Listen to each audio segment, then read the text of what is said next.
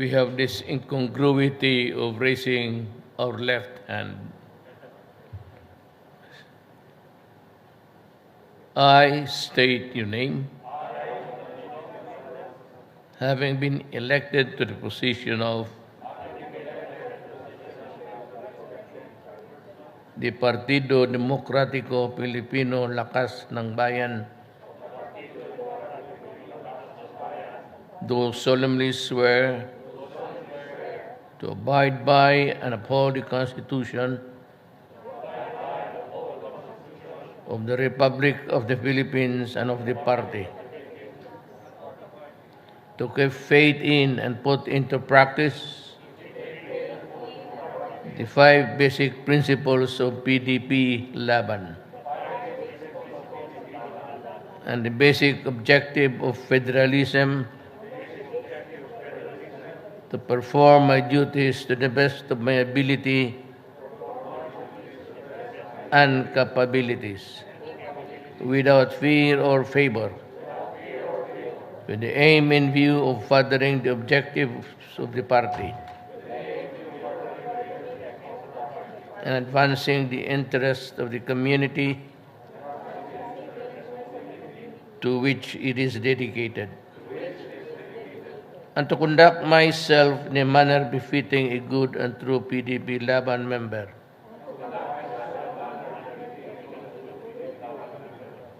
so as to bring honor and prestige to the party, and that I take this pledge without mental reservation or purpose of evasion. So help me God. Congratulations.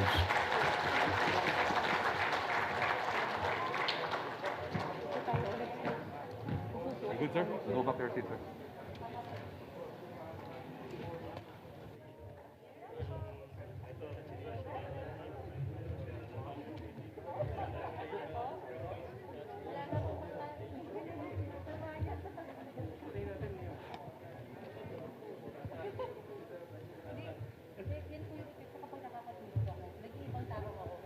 Mr. Chairman, at this juncture, may we request Party President Secretary Alfonso Cuse to deliver a short message.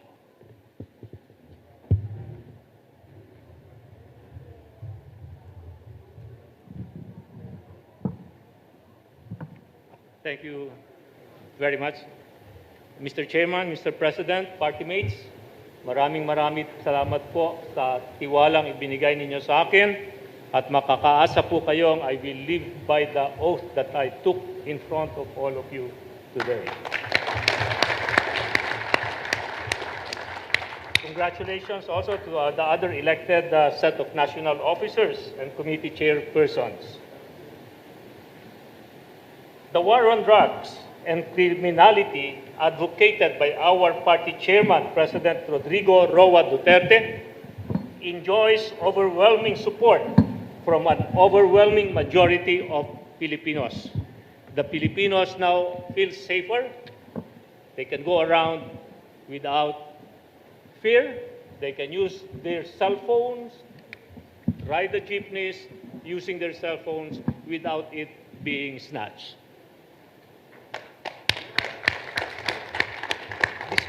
Despite the success of his advocacy, however, there are groups that have unfairly judged and criticized President Duterte. Some have even gone to the extent of misinforming international organizations in the hope of persecuting the President of the Republic of the Philippines. The successful advocacy against drugs and criminality has been vilified and publicly maligned by those who have outside perspective of the situation. They don't have the first-hand experience on the suffering of the Filipinos felt prior to the advocacy started by the President. Critics will always be present in any administration, and we welcome them as long as their criticism is based on facts alone and not political propaganda. We in PDP Laban appreciate what the President is doing. His achievement in his feat is unprecedented. So I rally this great party in support of our own chairman. Let us help him, particularly in this coming election season, wherein mudslinging and denigration is prevalent. This National Assembly should unite to advance and support the war against drugs and criminality advocated by our party chairman, President Rodrigo Roa Duterte. And I would like to move this as a motion, as a resolution, to be adopted by this Assembly to support the President in his fight against drugs and criminality.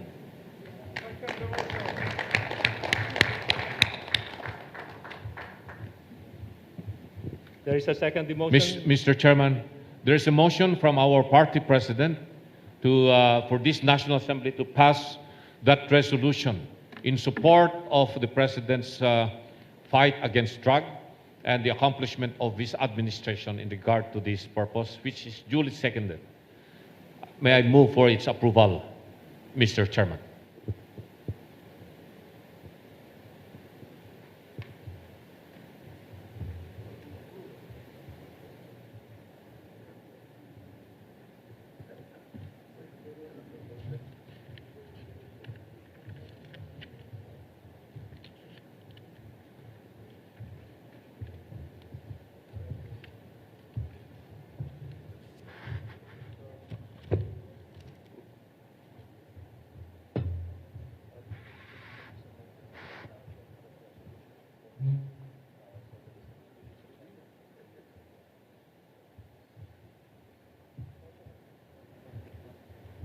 The motion is denied.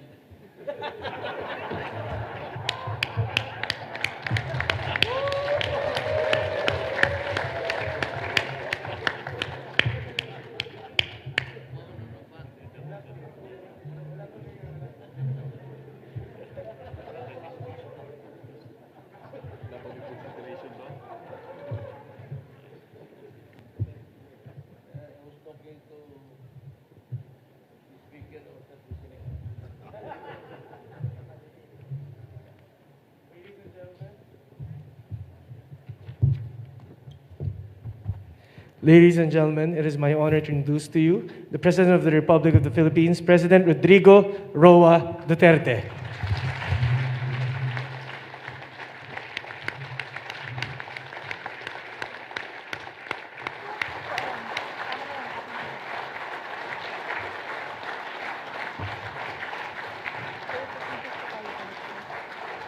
Kindly sit down.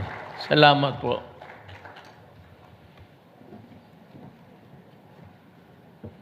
House Speaker Lord Alan Velasco and the honorable members of the House of Representatives, Executive Secretary Salvador Medialdia, Senator Bongo, PDP Laban Vice Chairman and Energy Secretary Alfonso Cuse, Labor and Employment Secretary Silvestre Bello III, Cabinet Secretary Carlo Nograles, Transportation Secretary Arthur Tugade, Presidential Spokesperson Secretary Harin Roque. Nawala sila dyan.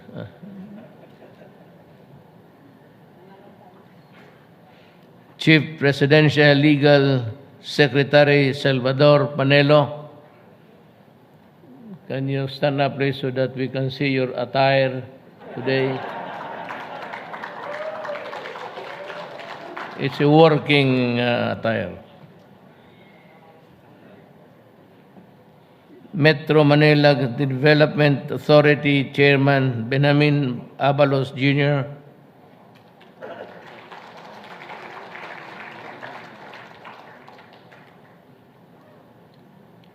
Presidential Assistant for Visayas, Mikey Lloyd Dino, Presidential Advisor for Northern Luzon, and PDP Laban Vice President for International Affairs, Raul Lambino. Presidential Advisor on Political Affairs, Jacinto Paras.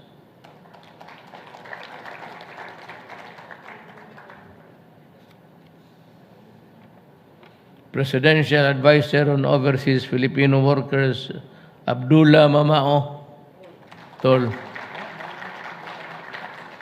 Pampanga Vice Governor, Lilia Pineda.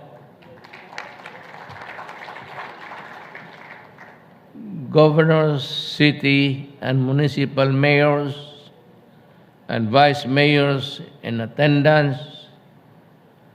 So we cannot name all of you. So, welcome. PDP Laban national officers and members, then again, welcome for today's event. Fellow workers in government, ladies and gentlemen. I have a speech here of 2 pages, but I'd like to talk about just a little. Give me time. Half of what this would take to talk about the dynamics of itong PDP Laban. But basahin ko na lang to kasi ginawa naman, kaawa naman yung gumawa nito. Probably working overtime. I would like to thank all of you, my dear party mates, for answering the call to convene the National Assembly of PDP Laban. Your presence here sends a clear and resounding message to everyone that our party is as strong as ever and that we are united in further consolidating our ranks until the end of my term and beyond. I forgot to, nakasum lang sila, si Senator Tolentino pati si Senator Bato.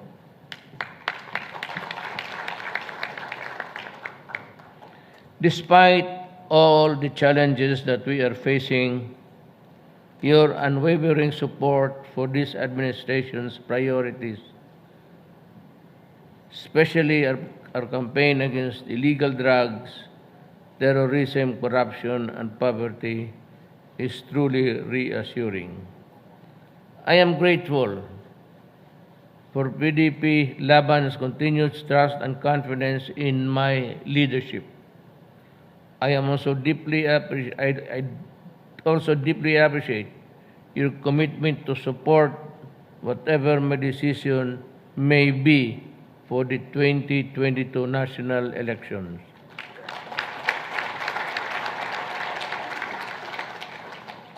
Alam mo itong mga gagagon to, isigway ko na lang. They keep on threatening me with lawsuits and everything. Trillanes and itong si Carpio and his ilk. Panay ang takot sa akin na mademanda ako. Sabi ng batas na kung presidente ka, vice-presidenta ka, may immunity ka. Adi, tatakbo na lang ako ng vice-presidente.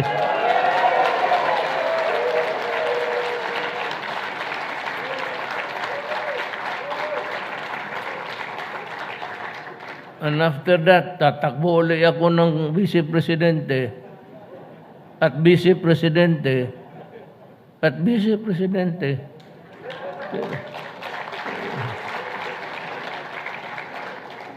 Itong mga hole in the head, panay ang takot sa akin. Ito, Trillanes. Akala mo naman, magsasalita siya ng ordinaryong tao. You know, I'm a lawyer, and they can never acquire jurisdiction over my person. Not in a million years. Alam mo, if I may just repeat the requirements of the Constitution, particularly the phrase due process. Alam mo, lahat ng treaties goes to the President. Then if he affirms the contents, dipirmahan niya, tapos padala niya doon sa Congress for the ratification. Then, iyang papel na yan, babalik uli sa Presidente. Then the President issues the order to the Bureau of Printing to include this particular treaty in the official gazette. That is the requirement of the law. Ang ginawa nitong mga mukoy, right after the President Estrada signed the treaty, in their maybe over-enthusiastic, I really do not know, nilipad kaagad nila doon sa Rome and appended it in the Rome Statute sa ICC, bypassing the President and the Bureau of Printing. Na in Tovera versus Enrile, Supreme Court said that failure to publish a law or a treaty, whatever it is, especially a penal law, if you do not publish it, it becomes fatal. It is as if there is no law because it is only in publishing it in the official gazette that the Filipinos are informed that there is an existing law which says this, that, ito. Failing that, there is no law at all. Walang batas. So if they are invoking the Rome Statute, ito si Carpio, ito bright naman ito, bright na bugok, marami yan silang gano'n eh. Sobra ka bright, bugok. But I don't think Carpio is bright. Kababayan ko yan eh. Ano lang, mapurma. Kaya gano'n. Ito si Trillanes, sige, yo. They cannot. They have to, this is, treaties shall form part of the law of the land. So treaties that are ratified, then published, approved by the President, dito it becomes a law. Failure to do that, there is no law. And so, ano mang dinadaldal nila, they have to go into the process. Because if they insist on trying me on the basis of that Rome Statute, which we appended illegally because there was no publication, ang maglabas niyan, I would go to this Constitution which says that no person shall be deprived of life, liberty, or property without due process of law.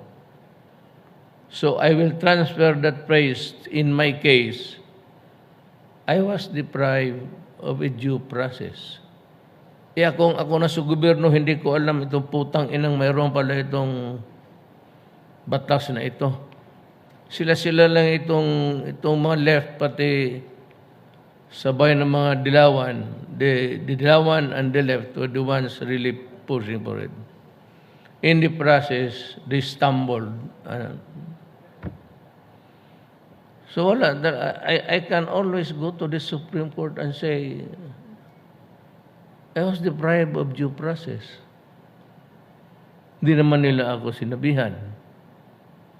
How can I be, because it is only during the publication that every Filipino is put on notice that there is a law, especially if it is a penal law. Kailangan mo talaga i-publish. Failing, then there is really a fatal flaw in the process.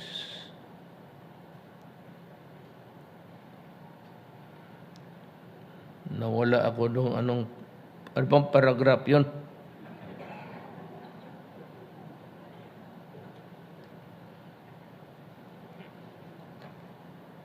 Ulitin ko na siguro pag na ulit ko, hindi naman kayo nakikinig. On this note, gusto ninyong umuwi na hapon na. On this note, allow me to emphasize the importance of genuine unity and camaraderie in the realization of our party's objective. You just do not push somebody there. O sige, ikaw na muna mag-presidente. That is not how things are done. So, by that singular act of just designating an acting president, there is no law in the bylaws at saka itong constitution which would provide for an acting president solely upon the push and shove of the president. Ang nagkamali dyan si Coco, hindi si Paquiao. Paquiao does not know anything. Kung anong totoo, kung anong mang sabihin, hindi naman nagbabasa yan eh. Basta kung anong sabihin lang ng mga ano niya, sunod. Si Coco, and may I just remind Kokoy na itong parting PDP was asleep for 100 years. It only woke up during the election and I ran for the presidency under the ticket.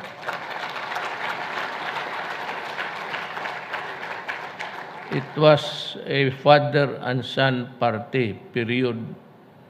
Wala nang iba. And they are not even recognized in Cagayan de Oro City. Totoo yan.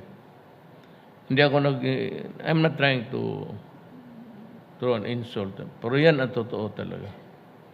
They cannot twin. Magtakbo yan ko kay baski barangay captain. Talo yan sa kanila. Wala eh. I'm urging all our party officials and members to remain focused on our mission of uplifting the quality of life of the Filipino people, especially now that we are still grappling with the challenges brought by the COVID-19 pandemic. You know, even, I'm sure many, not all, but many, a lot of you were listening to the debates. I would just like to bring your minds back to that eventful days. I never promised many things. Never said itong ano. Ang sabi ko, una, habulin ko itong droga. Kasi marami na itong pinatay na inosente. Pangalawa, itong kriminal. Lahat ng mga karnaper, mga babae, binabaril. Sabi ko, papatayin ko ito. Pero wala akong naabutan sa kanila.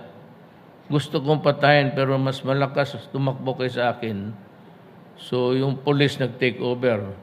I don't know who the policemen are.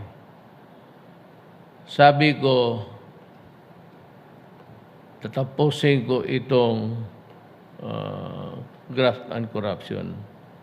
You know, it takes time to discover a wrongdoing, especially if you are in front of a maze of documents. You would need accountants.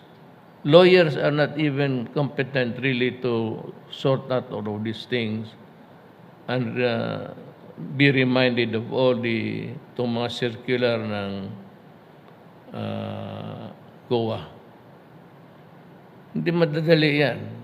Pero yung inabot, kagaya noong pastillas, 43 of them were dismissed.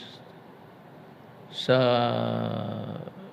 customs naman, 73. Then a host of a weekly dismissal na hindi ko na binabasa minsan for lack of material time sa ating mga, haka-haka dito doon. So, ganun ang ginawa ko. Sabi ko, free education. Putang ina ginawa ko, nandyan na, free education. Sabi ko, free hospitalization. With malasakit to boot. Nandyan na, binigay ko na. Ano pa bang gusto ninyo? Tapos sabi ko, well, I do not know the state of affairs regarding whether there is still money or not. But I am reminded of the EDSA narratives na it was so broken that it would need a lot of money, emergency, sa madaling panahon to repair it. And so somebody, lahat na, from sila Tugadi, kailangan natin ito ng pera. And hindi pa nga kami at least to put our ideas forward. Sinabi na kagad ni Grace na, hindi, itong malaki itong pera na ito, magkukorupsyon lang ito. Sinabi ko, kung gano'n, wag na lang. I mean, if that is what you believe in, so forget it. Maghanap na lang ako ng iba. So, makita ninyo yung mga skyway dyan sa itaas. Those were really our efforts to atone our sin for failing to repair EDSA. So, EDSA was the catalyst dyan sa ano. So, nandyan na. Kita mo naman ang, I don't know if si Villar nandito. Wala. Ganda ng highways niya. Makita mo talaga. Endless.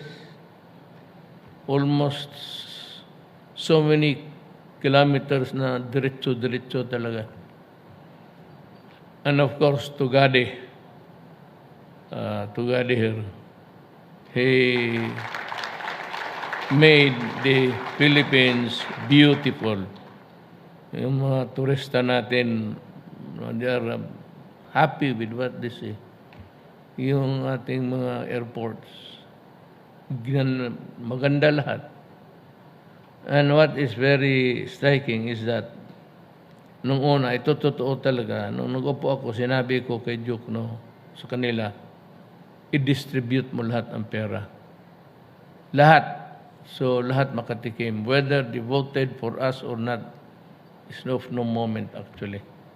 It does not matter. Bigay natin lahat.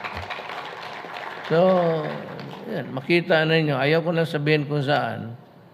And just to beg the issue. Basta nandyan na, nakita na ninyo lahat na.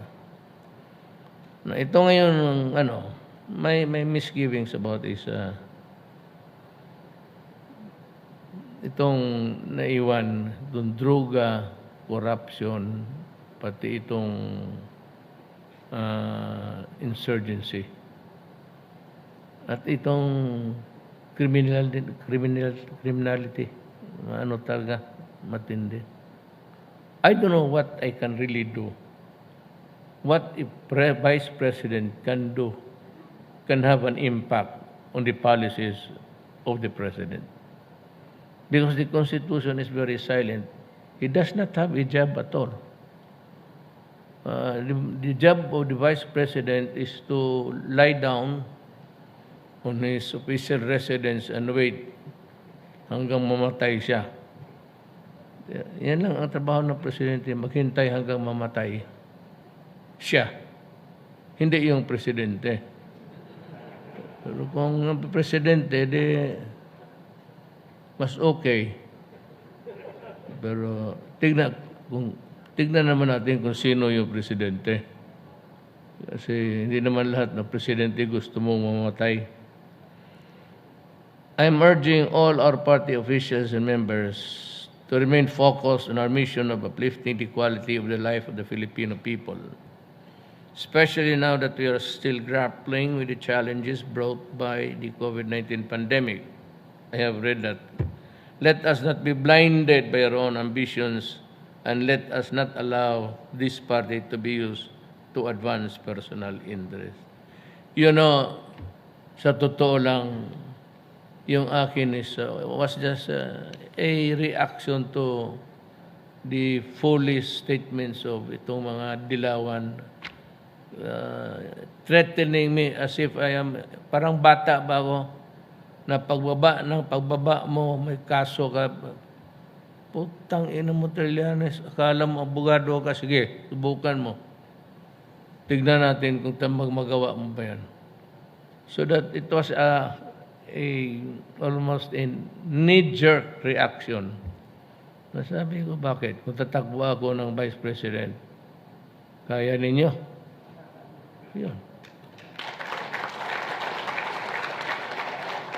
Ngayon, from a knee-jerk reaction to an applause every time I mention the Vice President. Considering the magnitude of the responsibility that awaits the next batch of the elected officials in 2022 elections, we must remain focused on how to continue the reforms that we have instituted in the last 5 years. Alam mo, itong parte na ito, medyo nabuhayan lang pagka-presidente ko. But now it has grown big. I think it can compete with the other parties, except that meron silang nandyan si may yung financer nila ganon. But if you really try also to be strong, lahat yan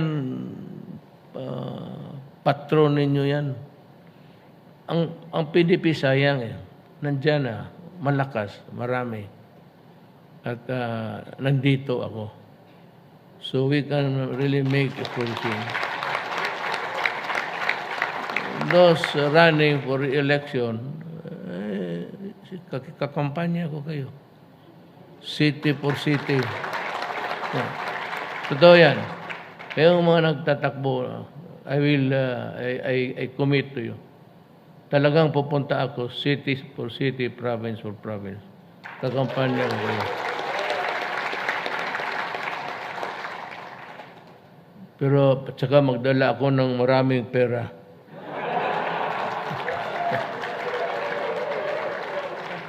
For sako, kung meron. To my dear party mates, let us never lose sight of the founding principles upon which this party was built on. And let us never forget that our end goal is always the improved welfare of the Filipino people. Alam mo to, bakit naka-left? Well, ayaw ko, ilan lang sa atin dito. Art is a billionaire. He was our valedictorian. Pero says that galing siya sa squatters area. kami, pamilya namin, migrants lang kami sa Davao. Dumaan lang kami ng ganun. Although, the ever-changing fortunes of life, naging governor ang tatay ko. But only because na maraming Bisaya outside of Davao City. Noon, I am the first Bisayan mayor of the city of Davao since its inception. Hindi talaga nanalo yung ano. Not because, but maybe the camaraderie and yung band ng mga pure Davaoenos doon. Carlo Nograles, nanay niya, Davaoen niya. Minsan magsama kami, minsan hindi. At yun ang history. Nung ako na ang Bisaya na mayor ng Davao, wala na rin nakapalit. I went on for 23 years to become mayor, then congressman, 4 years, then 4 years vice mayor ni Inday Sara, then another, ito ngayon. So ganun ako katagal sa politika. And I was a prosecutor for 9 years. You add that, and that is my toil in government. So itong Partido Nacional, itong PDP, dalhin lang ito ng mabuti. I don't know the fortunes of, hindi natin alam kung anong gagawin sa kabila. Baka nagtatype na si Coco ng petition doon sa COMELEC. But, tingnan natin. Let us see. Let us see what, siya yung nag-umpisa ng Rocos. Magsabi ka lang, sige Jay, ikaw na muna dyan. That is not the way how to run a party. Hindi naman bubo yung mga membro. Mas bright sa iyo. Yan lang ang top-notcher na nakita ko na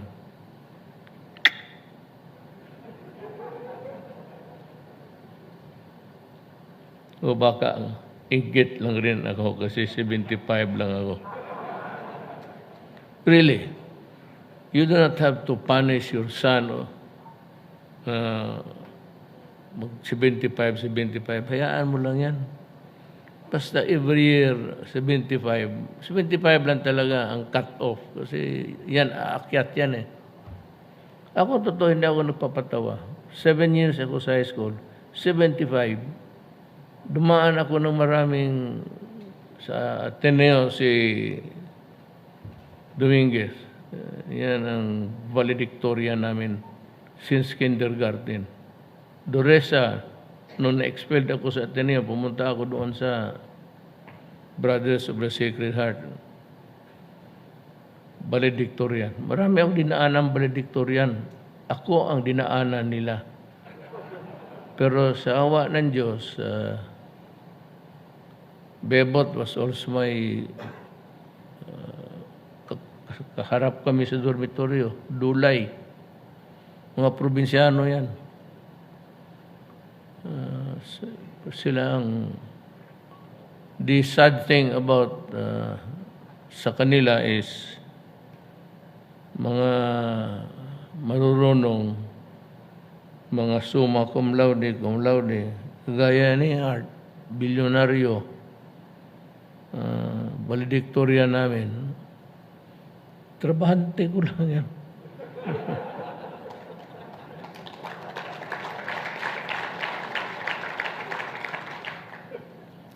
Always keep in mind that it is only through a united front that we can achieve this goal and lead this nation towards lasting progress. There's going to be a lot of suits far and wide in between now and in the election. Ana ako na they will fight tooth and nail dito sa ano. Especially Coco, parang kanila talaga yan eh. At totoo naman.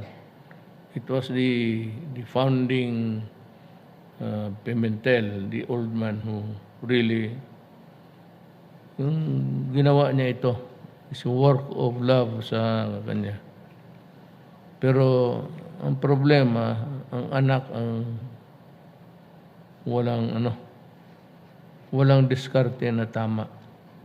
I do not know what prompted him to just push Paquiao there and place a place of acting president. You cannot have an acting president. You have to elect people. Yung biglaan na doon nagka-watak-watak. And I think Secretary Kose did not like it. So from there it spiraled into a more vicious narratives of charge and counter-charge. So yun lang po. Maraming salamat sa inyo. Thank you. Thank you, Mr. President. Now, we will invite the new members of PDP Laban to please stand on your respective seats, at side of your respective seats, facing the chairman, and take your oath, led by Executive Secretary Salvador Mijaldea, Transportation Secretary Art Tugade, Presidential Legal Counsel Sal Panelo.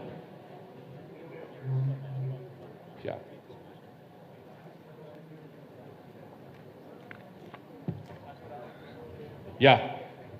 Tayo lang po kayo dyan sa tapat po ng iyong upuan. Secretary Bebot Bello.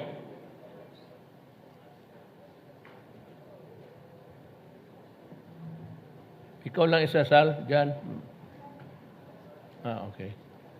Yun pa pong ibang mga members ng yung mga hindi pa po nakapag-take oath ng office na mga membro ng PDP Laban.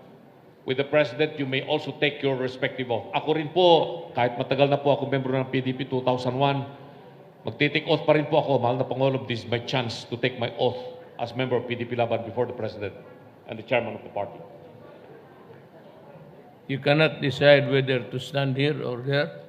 Pwede na silang tumayo. Dito na lang po diyan na lang po sa inyong tapat ng maupuan. Hindi na lang po kayo kailangan umalis po dyan. Hoy, yung camera may finokus kayo kanina na muka. Saan yun?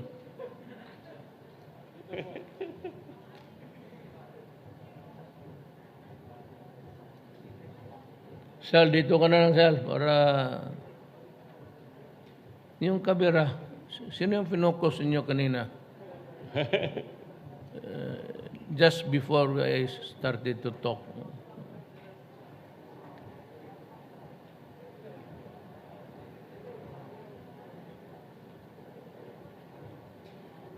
Pero cabinet ito pala. Governor Tavera, please come forward. Yung pa pong ibang mga members po na PDP Laban na hindi pa po nakapag-take oath, please come forward. Or you can stand on your respective seats and then coordinate with the Astravel Naik. Okay. Kompleto na kayo? We are ready now, Mr. Chairman, Mr. President.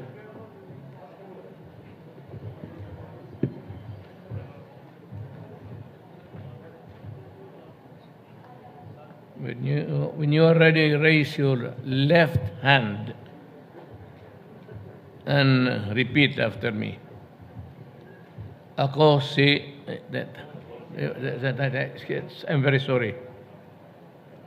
Mahirapan ako magbasa ng Tagalog. Give me the English version. Mahirapan ako magbasa ng Tagalog.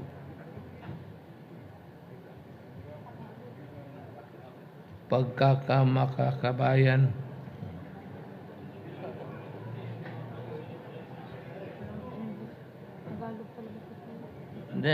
Saan yung English kanina? Sa ano yung sir, sa officers yun, sir? Oh. Elected officials, sir. Ito. Ito sir, pang member sir. Oo, sabihin ko. Ako na amang ano. O sige, subukan natin. Huwag kayong tumawa ha. Bisaya ako, but I never learned how really to read Tagalog. Ang mahirap sa akin. Raise your right hand. Pakitaas ng iyong kaliwang kamay. Ako si na tinatanggap bilang kasapi ng Partido Demokratikong Pilipino Lakas ng Bayan.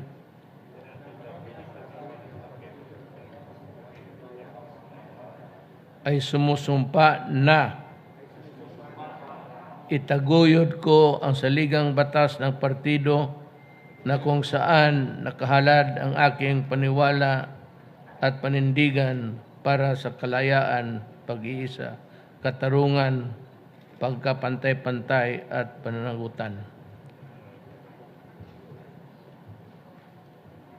Ako na lang magbasa, Diyos. Pananagutan, panlipunan, kasarinlan, mabisig pagkilos, pagkamakabayan, at federalismo. Sundin ko ang mga alintuntunin at patakaran at ipagtatutupad ko ang kinakaulang pamunuan ng partido. Taguyod ko at magkakaisa sa mga pagkilos ng partido.